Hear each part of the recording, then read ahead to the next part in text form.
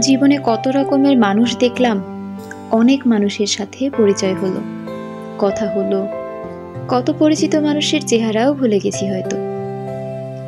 অনেক মানুষের অবহেলা দেখলাম, নীরবতা দেখলাম, অজুহাত দেখিয়ে চলে যাওয়াটাও দেখলাম।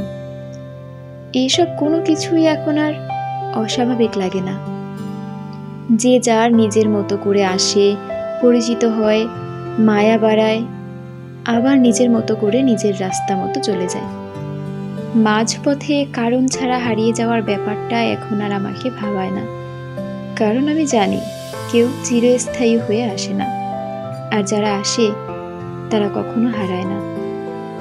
মানুষ যেখানে ভালো থাকবে সেখানেই নিজের অস্তিত্ব স্থাপন করবে, এটাই সত্যি। সবাই চাইলেই সুখে থাকতে পারে না, নিজে ভালো থাকার ব্যাপারটা অসাধারণ।